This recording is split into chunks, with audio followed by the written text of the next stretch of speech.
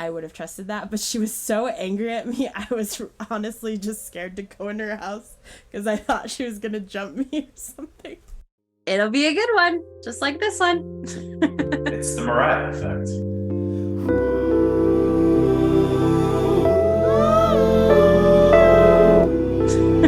It's the Mariah Effect. It's the Mariah Effect.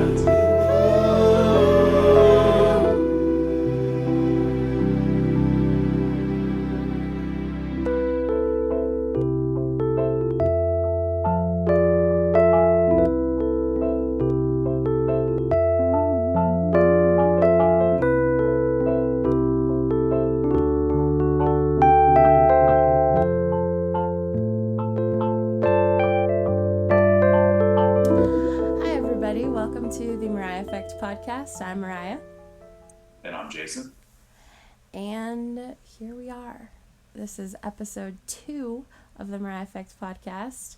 I think things are going pretty good so far. What do you think? Definitely. It's actually 2.5. Yeah, 2.5.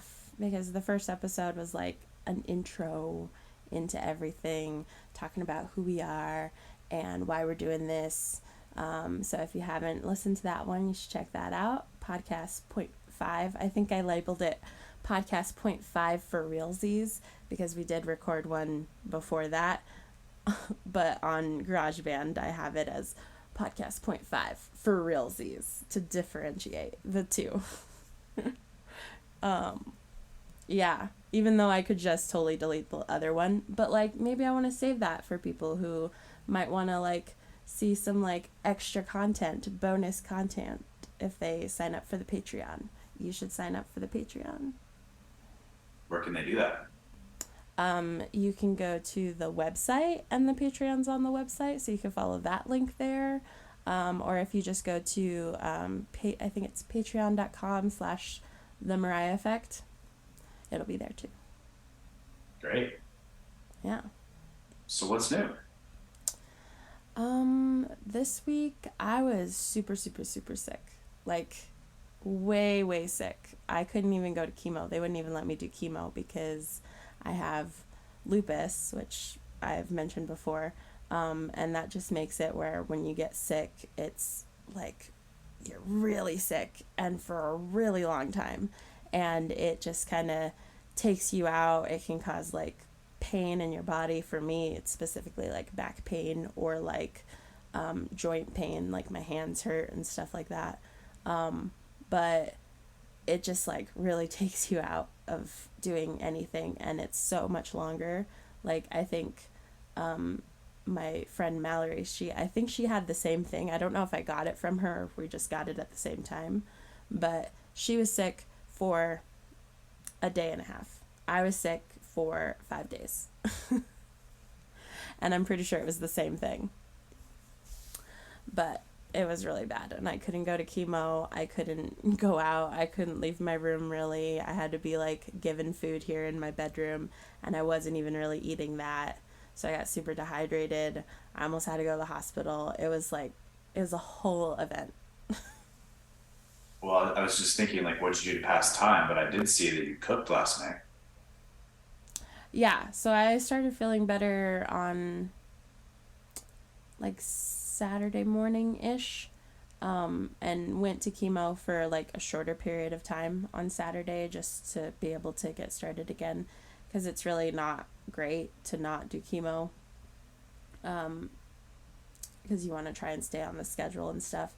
But last night I cooked. I was feeling lots better, and Monday night is usually my night to cook, and I made manicotti, which is really good. Wow. It's like Italian food is kind of like the same ingredients, but with different pastas, and that's what makes it different dishes. It's like different vehicles for the same thing, but it's a completely different dish. Like, as somebody commented, because I posted it on the Instagram for the Mariah Effect, and somebody I knew from culinary school was like, your famous lasagna. And I was like, it's manicotti.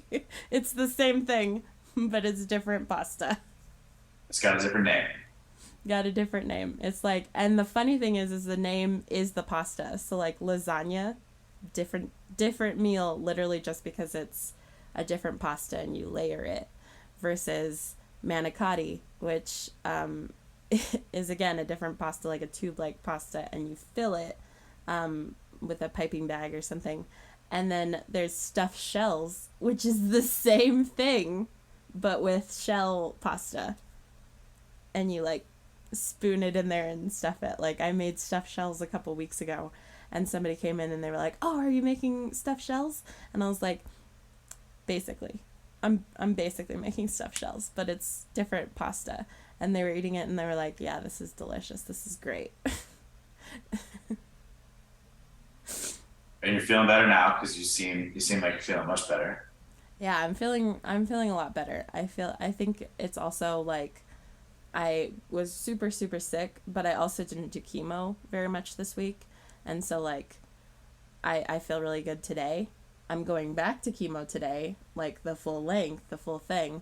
So I probably won't feel this way in 8 hours, but just kind of riding the wave, you know? Yeah. I think you're doing great riding the wave. Thank you. I need that encouragement because I don't always feel like I'm doing a great job, but Have you learned anything new in the last week or two? I feel like one of the biggest things that I've been trying to deal with lately is handling the back and forth between being positive and upbeat and like, yeah, I got this, I can beat this, and the lows of like when I'm feeling really sick and I can't do anything for myself, which is a really hard thing for me. I understand that it's probably hard for a lot of people to have that struggle of not being able to do something for yourself, but I think for me it's even more difficult personally, just because I have spent so much of my life doing everything for myself. Like I've been very self-sufficient in, paying for my own, food and paying my own way for a lot of things. I have had help from other people, but it always came with this like feeling of being a burden or like being too much or needing too much help from somebody else, and it always came with this guilt. And so I tried my best to just do things by myself. And right now I'm living basically off of my friend's family, who's kind of become my family in a lot of ways. And they reassure me time and time again that, we're family. Like we care about you. We just want you to be better. We just want to help you get better. But it's so hard for me to need to text somebody to go to the bathroom, to need to text somebody or call for somebody that I'm hungry and I need food and I literally can't walk to the kitchen by myself to get a protein shake that I'm just going to throw up in an hour. Like, it's just really difficult to need help in that way when I've been so self-sufficient for so long. And it just makes me feel guilty, and that sends me on that like wavelength of like, and then what if they're doing this and I die anyway? Like they're putting all this effort and all this work into helping me so that in the end I can be better and be able to like be in their lives because they love me and they care about me. But what if they do all this and I end up dying anyway? And those thoughts like happen. It's like a repeat of like, oh, I start to feel better, so now I'm positive, like it's gonna be okay, like I'm gonna make it, and then I start to not feel good and I'm like, I'm gonna die. And it's dark and it's not a fun place to be in, but I have been really like working the last couple of weeks on being okay with having those moments and feeling negative and feeling dark, because I know that I'm gonna work my way out of it, So just trying to be okay with those moments, even though they're very difficult. Yeah. there's a have you heard of people like the Stoics talk about like meditating on death? The Stoics, no. No, they're like philosophers from back in the day. They used to Oh. say like to actually like do the thing that brings you most alive now. You sometimes it's helpful to think about like the fact that someday you'll die. Steve Jobs talked Mm, about it. Like, so I think what's interesting is I've watched you start to do the things that you love to do, including this podcast, right? yeah.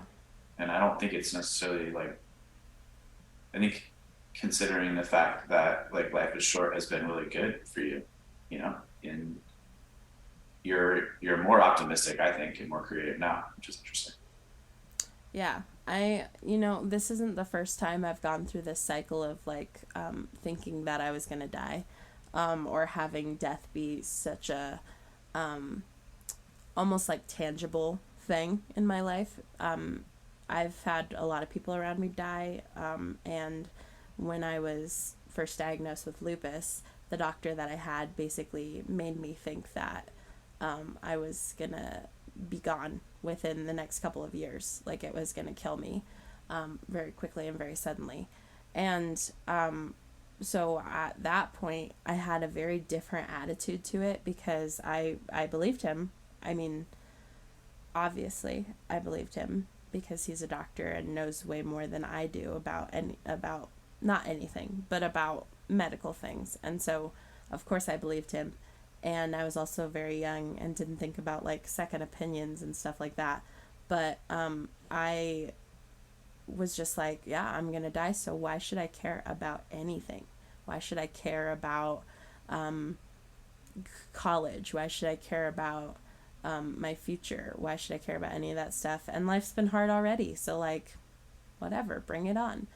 And I was fine. I made it through that. Like, I worked really hard to get through that, but, like, I was okay. I got better. And so this time around, I think that I do have those thoughts of, like, why should I care about anything right now? But then I think, what if I make it again? And this time, the I don't care about anything is going to be so much more damaging because an adult and I have like plans for myself, plans for my future, and to just throw that all away right now would just be so much more work later when I do make it. Let's say you're So making you're when you make it. What do you mean by when you do make it? when I beat this cancer thing, Got you. I thought when I thought by making it you meant like when you're famous. oh no, I meant when I get better, but um yeah, I'm hoping to get famous. That'd be fun. I think it would also come with a lot of negatives because from what it seems like, um, it can also be very stressful and hard to deal with. But like, also money is kind of awesome. Kind of seems awesome. I don't know. I've only seen it from far away, but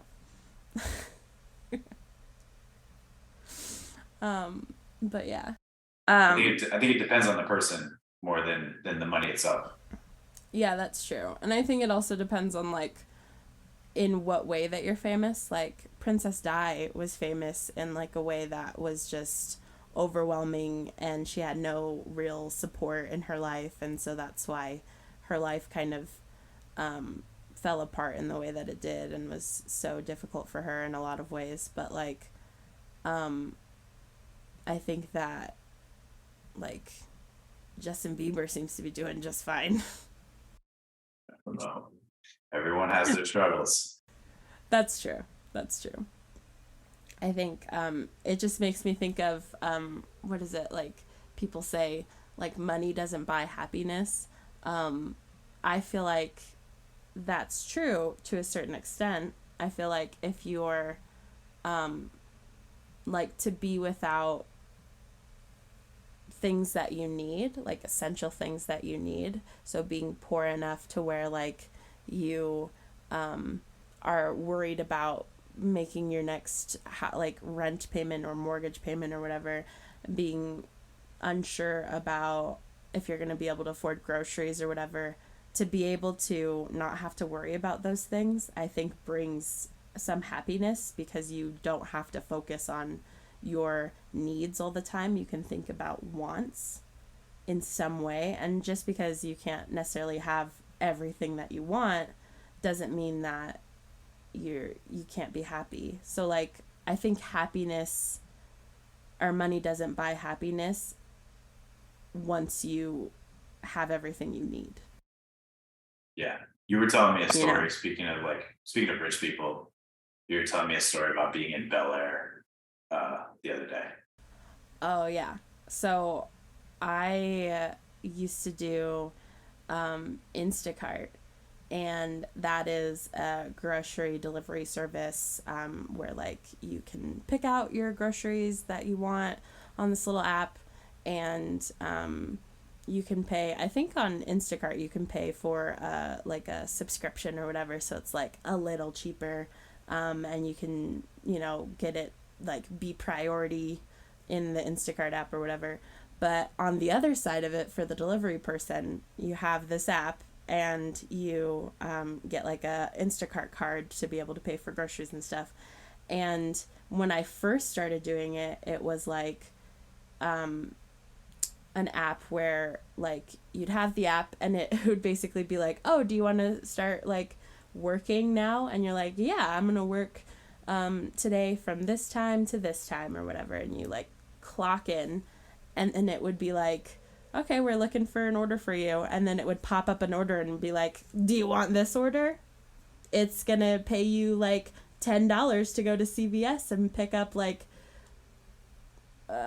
paper towels and tissue boxes. And like you can deliver it, and to like drive to deliver it, it's gonna be like 4 miles from CVS. Do you want to take that? And you have to like really think about like how far you're driving, if the pay is worth how far you're driving to go, which I had to learn like throughout doing it. And then also like how much stuff you're having to grocery shop for, and how much time it's going to take. So like if it says like, oh, there's this order where you can go to Costco and pick up, you know, 8 items, and it wouldn't tell you exactly what the items were in the very beginning. It just had like very small pictures of things. And so Costco was always very deceiving, because it would be like, oh, you could go to Costco and pick up like 7 items and deliver it to this location that's, you know, 13 miles away from the Costco, and it'll pay you $22. And I'd be like, yeah, that sounds okay. And then you go to Costco, and it takes you hours in Costco to find everything, if you're not very familiar with the Costco that you had to shop at. And sometimes the items are all water, what do they call it? Water packages, which at Costco are like even bigger water packages. And I don't know if that's going to fit in my car. And also, all the work that it's taking to lug that to the car. And then when I get to the house, is it going to be a house? Is it going to be an apartment? Do I have to climb stairs with these 7 water packages? Like, it was just like a whole thing that you have to figure out along the way. But I really wish somebody had just told me in the beginning, because I could have saved myself a lot of time by buying one of those like dolly things, so that when I do have those orders, I could, you know, leg it up the stairs, or like being able to understand that like 13 miles from Costco for 7 water containers for $20 for 3 hours of work is not profitable for me at all. So it just took some time, but there was an order that I had to do where it was in the beginning when I didn't know any better, and it was a Costco order, and it was like 20 items from the Costco, and it was going to pay me $45 plus a tip of $23. So it was a $60-something, $70 order. And I went to the Costco. It took me forever to find anything because it's a Costco I had never been to. And there was a lot of things I couldn't find. So it just got to a point where I was like, I can't find it. And I'd put in the app, like, can't find it. Like, I can replace it with something else if you'd like. And you can either stand there and wait for the person to respond to you, which most likely they're not going to because they're going about their day, la-di-da. Or you can just say, I couldn't find it, and keep shopping and, like, go about your business. And at the end of the shopping trip, you're supposed to call the person to make sure that they're okay with your replacements or whatever. And so I tried to call the person. They didn't answer. So I was like, okay, I guess they're going to have to be okay with it, and checked out. And then I was leaving the store, and the lady was like, sent me a message, and she said, I really needed those. I forgot even what it was. I think it was like some sort of nuts or something. And she was like, I really needed those for a recipe. Like, I'm very disappointed that you couldn't find those nuts. And I was like, I'm so sorry. They must have been out, which is a complete lie. They probably had them. I just couldn't find where they were. But I was already running late for the order. And so I was like, okay, I'm on my way. And then I put the address in my GPS, and I was shopping at a Costco in Venice, which I don't know if, people understand, like, how far away things are in California, but Venice versus where her place was all the way past Pacific Palisades, which is very far already as it is, and, like, into, like, Bel-Air area, which I didn't know where Bel-Air was when I was doing this. I found out a lot about different places in California by doing this job. But, like, the time it took me to drive that far, it was also at, like, 4:30 in the afternoon on a weekday, which means that there was traffic for miles in California on the highway. And it just took me an insane amount of time to get there. I think it was like an hour and a half, maybe 2 hours with these groceries in my car. And I had them in, like, I had these bags that were like refrigerator bags. So nothing was like food, like unfood safe or whatever. But it just was so long. By the time I got there, they were so angry that it had taken so long, because I think some of the things that they probably needed it for dinner or something like that. But they were so angry that I got there, and I'm trying to unload the stuff, and the wife was just standing in the doorway glaring at me as I'm putting the stuff on her, like, on her porch, because we're not supposed to go inside or whatever. And she goes, you're not going to put those on my kitchen counter. And I was like, I'm so sorry, I'm not supposed to go, like, inside. I also would have done it if she was like an elderly lady and super nice, because I would have trusted that. But she was so angry at me, I was honestly just scared to go in her house, because I thought she was gonna jump me or something, because she was so angry. But I was, like, loading the stuff onto her porch, and her husband was, like, grabbing it, and I left, and I go onto the app just to double check, and I was like, I felt so bad. And I go on the app, and she left a really bad review for me, and also like, mentioned how late everything was and all that stuff. Said that some things were damaged, which was not true. And then also like, took away the tip, like, completely. So I did all of that work. It took so long, and I only got paid. And then also Instacart docked me some money because it said that some things were damaged, so then she didn't have to pay for those things or whatever. And so then it docked me even more money, because then it's like, I only shopped quality items. I only shopped, like, this amount of quality items versus the full extent of what I shopped. So at the end of it, I thought I was getting $60, and I got like $30. So about half of the money. And so I was, like, really bummed out. I was really sad. And then as I was driving, I kind of, like, lost my way because I didn't put GPS or anything. So I was just kind of driving around for a second. I was like, I just need to cool off before I even think about doing another order. And I drove past a sign that said, welcome to Bel-Air. And I had no idea that I was even in that area. And I was like, Bel-Air, like the Fresh Prince of Bel-Air. And I got out and I took pictures by the sign, and I was like so excited and so happy. And it just completely changed my whole day around to realize that I was like in Bel-Air from like a favorite TV show of mine. And I just completely didn't even think about the rest of it because it was so frustrating that I just wanted to forget about it. So I just think that it was a good lesson for me of like, even in that moment where I was pissed kind of and sad and angry at myself, I was able to just like let go of all that because I was like, they had a reason to be upset. And I should know, like, I should learn about this a little bit more before I take on big orders like that. And I'm just starting out. It's okay. Like, I shouldn't be so upset with myself because I did my best. I really did. And I'm just gonna think about the fact that I'm in Bel-Air, like Will Smith. I was trying to think of a joke around like fresh. I think the woman would argue that your delivery was fresh by the time it got to her. Yeah. Fresh.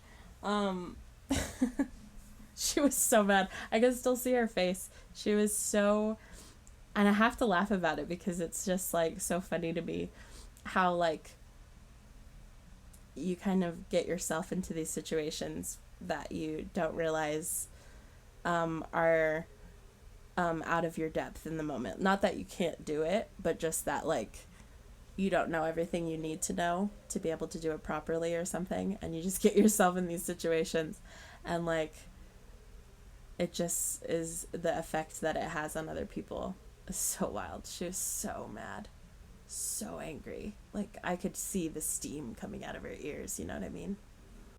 Instacart's not super fair to the people that work for Instacart all the time. And just there was so much of that was out of your control. Yeah, I mean, and you know, that was years and years ago. I think that it's a lot different now.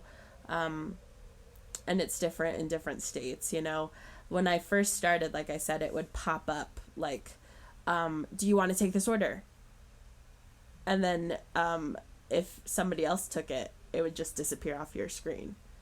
So like it would do that for different drivers in the area, and if somebody else wanted it and it was like a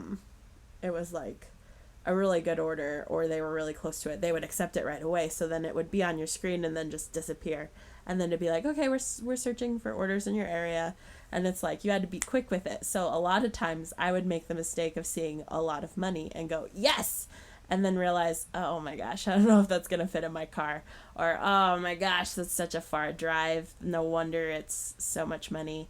Because like the way that they would do it is, I don't know exactly the math of it all, but it would be something like they would pay you how many items you're shopping, how heavy the items are. So if it was like water packages or whatever, then it would be more money for you because it's like a heavy weighted item or something. And then also like how far, and I don't know how much money it was per mile or something, but that was all factored into it in some way. And I just think that sometimes it just didn't really calculate to what it should have been. But then other days, like there was a 4th of July that I worked, and I don't remember if it was like they had, like they were paying you extra money because it was a holiday, or if it was just there were so many people that were ordering because they didn't want to go out on a holiday in California, Los Angeles area, or if it was just that there weren't that many people that were driving around delivering on 4th of July because they were spending time with their family, or if it was like a mix of all of everything. But I came away that day with like more money than I've ever made in a single day in my entire life, and probably will, because I am never doing Instacart again.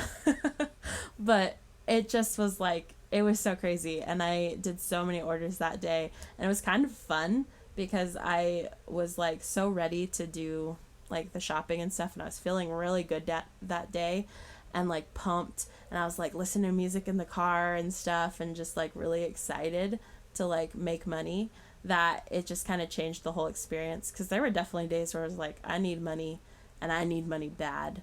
And so I need to do these orders, but I don't want to do these orders, or I don't feel good that day. I was like sick or something or whatever. And there was like maybe 5 or 6 months where I only had 2 different pairs of shoes when I was doing it, because I just was out of shoes, and I had a pair of slides that I still own. They're still here. I should probably throw them away, but I had a pair of slides and I think a pair of heels. And so obviously I'm not going to do shopping in heels, so I would do it in the slides, and those slides, they were put through the ringer.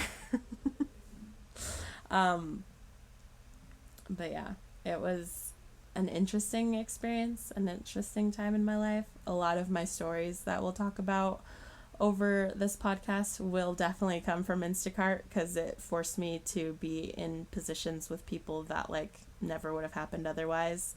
Just grocery shopping in general with other people is like an experience. People say the craziest things, especially in Venice, California. The sorts of people that just would walk up to me and start talking to me about the most random things. The most random things. I wonder if there's like a crazy site on the internet where Instacart workers just tell their stories of like the nutty stuff that happens. I don't know. If there is, I would definitely submit some insane stories. Maybe we should start one. Maybe. I feel like there's gotta be, like, it can't just be me. It really can't just be me that these stories and these things have happened to. Because, like, I mean, I just had so many different experiences. Some were definitely more negative. Like, even this story is, in some ways, it was, like, at the time that it happened, I was so upset. Like, I definitely left there and I was, like, trying to put myself up. I was like, I'm in Bel-Air. This is so awesome. And, it wasn't entirely my fault, this whole thing. And, I do feel bad that she was so upset. But she was kind of, like, also very upset at me when it wasn't entirely me. Like, she could have just been mad at Instacart, too. Like, but at the time, I was really upset, and I remember when I went home and I was telling, like, my fiance at the time and my aunt that I lived with, Angie, and I was telling them the story, they were just like, that's crazy, because I was just so upset about it. I think even when I was telling the story, I was, like, cried, and they were like, that's so crazy, like, that was just such a hard day, I'm sorry you had such a hard day, but I mean, it's not going to be that way tomorrow, it's not going to be that way next week, and trying to, like, build myself up. And so a lot of the stories are, like, at the time, super sad, super disappointing for me, but now it's just funny. It's just a funny story of something that happened and something I learned from.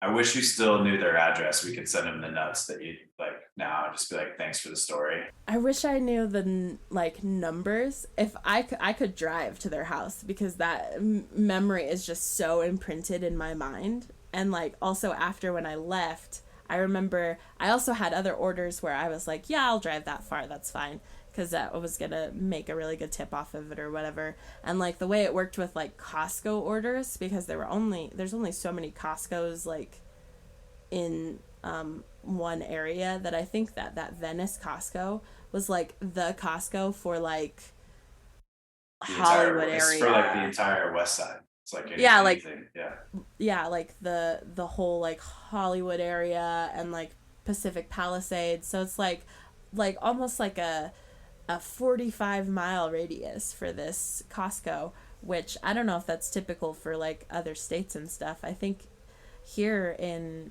Utah there's a Costco in Spanish Fork, and then there's another Costco in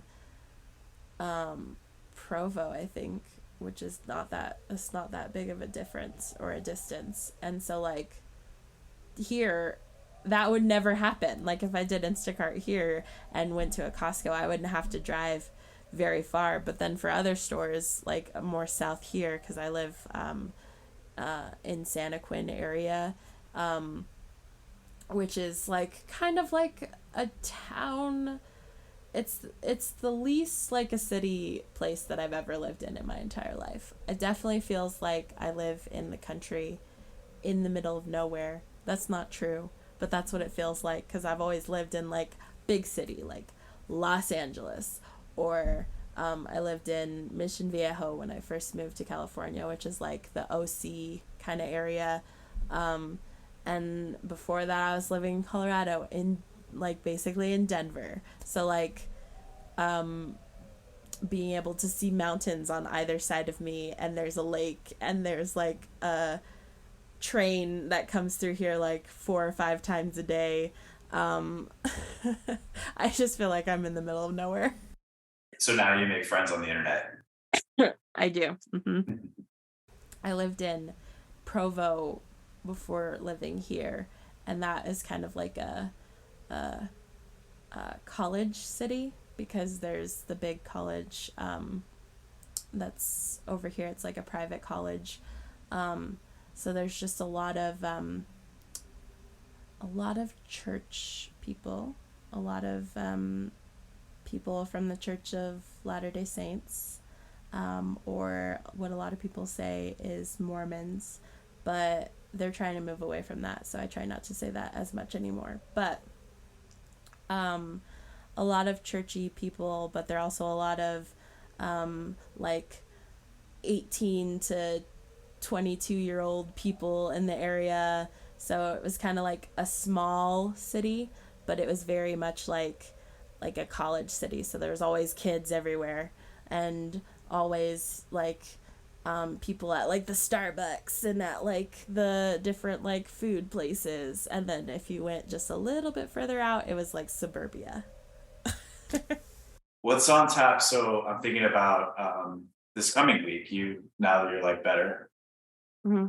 any big plans this week? I know you have chemo today, but anything you're looking forward to? On Saturday, I have chemo on Saturday, but I'm gonna do it a little earlier in the day, because hopefully it really depends on how I'm feeling, especially after a week of going back to chemo. I don't know, but I think my friend's mom and some of her siblings are going to go to this new temple, and when they like have a temple that they've just built, they allow people, like anybody, to be able to come inside and see it, which after it's been, I think she said, blessed or something like that, they only let people who are a part of the church and who are like, they have like a little card that says that they can go into the temple, and it's like approved by their bishop or whatever. Only those people can go inside of the temple at that point. So this is a chance for like anybody to be able to go in and see it before it gets blessed. And so she was like, do you want to go? And I was like, yeah, I would love to go, because I've never been inside one. I've never seen the inside, because I'm not a part of the church. A majority of them are, and so they talk about it, and it'd be cool to see it and actually like get to be a part of an experience that like they've all been a part of, but I haven't been a part of. So that would be really cool. Yeah. And I think that there'll be like, they have like wheelchairs there. So if I'm feeling like I can't, like it'll be too exhausting to walk, then I can still be in the wheelchair. So I'll still get to be able to go, which is kind of a thing that's the reason I don't go to a lot of places, is because like, one, I don't want to buy a wheelchair for myself, because it makes me feel bad, but also because I think that if there's not like if I'm not dying to go, then I don't need to go. But it does keep me from doing a lot of things that I really want to do, by not being able to, like, worrying about like, oh, like if it's a lot of walking, I can't do it because I'm gonna get tired, or if they don't have, a place to sit at some places, then I'm not gonna be able to do it. I'm not gonna be able to go. So it just keeps me from going out and doing a lot of things. Plus, I shouldn't be like around a bunch of people, so I don't have what happened this past week and get super sick and then can't do chemo, and I need to be doing chemo. So Yeah, but I'm really excited about that. One week at a time. Mm-hmm. Just gotta take it week by week. Yeah, that'll be fun. What else? I think it's kind of time we remind people too, like how to follow us, stay in touch with us. Yeah, so on the website, which is going to be the-Mariah-Effect.com, it'll have on there weekly updates about me. I try to post those every week. And then it'll also have our social media pages where you can follow. You can follow us on Instagram, on Facebook. We have a page on Facebook, on Twitter, on TikTok, although there's not a lot of content on there just yet, but there will be. And you can follow us on all of those things. That's where you'll get updates and stuff on a continuous basis. And then also it'll have the Patreon information on there where you can join us on Patreon. We have different tiers on there, so you can do $3.99 a month up to $7.99 a month. Or if you just want to donate, you could do that on there as well. And it'll just come with different exclusives of like bonus content. You can hear stuff that we talked about before we started recording, or things that we talked about after, or even like little mistakes that I took out because I thought it was not appropriate or didn't fit with the podcast or something. And then you get to see those, which will be really awesome. And in the higher tier, we're going to do like a live Q&A that you can be a part of. There'll be a Discord chat where you can talk to other members and talk about stuff. Like maybe you can talk about stories from the episode that you have to share and get to relate and stuff. And I'll pop in there every now and again too. Just stuff like that. And then also it should have links to be able to see like our show notes for the episode. So if you watch the episode and we mention something about resources that might be available, or being able to if you just want to go back over and be like like what did she say about this part, like what area of California was she in, then it should be in there, and I'll write up all that stuff for you to be able to go back to. What was that lady's address in Bel-Air again? Things like that. No, just kidding. Things like that. But yeah, so that'll all be on that page. And also on the website, there's also a section where like I want to hear from you guys about what your stories are that you have to share. If you have something similar of what I talked about in the podcast, if you just want to tell me about your own terminal illness situation that you went through, or if your parent went through it, or your sister, or your best friend, or whatever, and you want to talk about it, you want to share it, you can share it to me through there, and I'll be able to read it. If you want us to talk about it on the podcast, I only have so many stories to share at one time. So if you want me to talk about it and share it on the podcast, like I'll totally do that, and we'll talk about it, and I'll give you my 2 cents about what I think about it, or whatever, or how strong I think you were in that moment, or things that like I would have done in that moment, like whatever. If you don't want me to share, then that's fine too. Like I'll just read your story, and I'll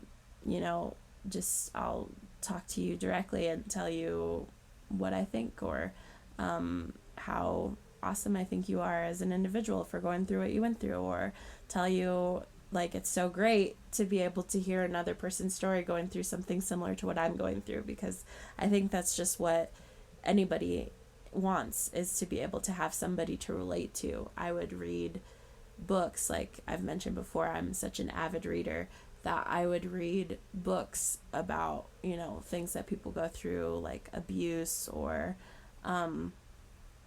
or deaths in the family, or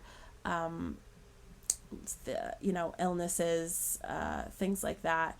And I would read those stories because it would help me a lot, because then I could relate to the person in the book. It would be like, okay, this isn't something that's just happening to me. It's not something that is only hurting me. Like, it's something that a lot of people go through, and that's just really comforting in a way. That is hard to explain, but being able to read other people's stories and know that other people are going through the same thing I'm going through would help me a lot. So I really hope me sharing my story and talking about different things that I've been through is able to help all of you. Love At that least value. a little bit. Yeah. But yeah. What do you think? You think it's time for us to wrap up?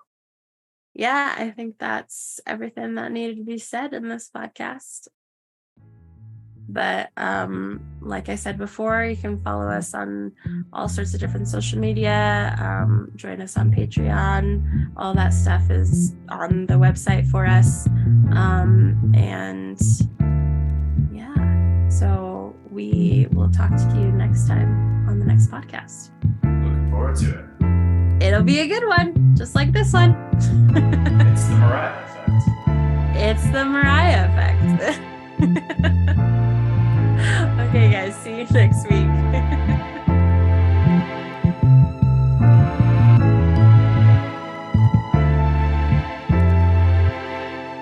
I love you. I love you too. Mwah. Talk to you later. Talk to you later. Bye. See ya. Bye.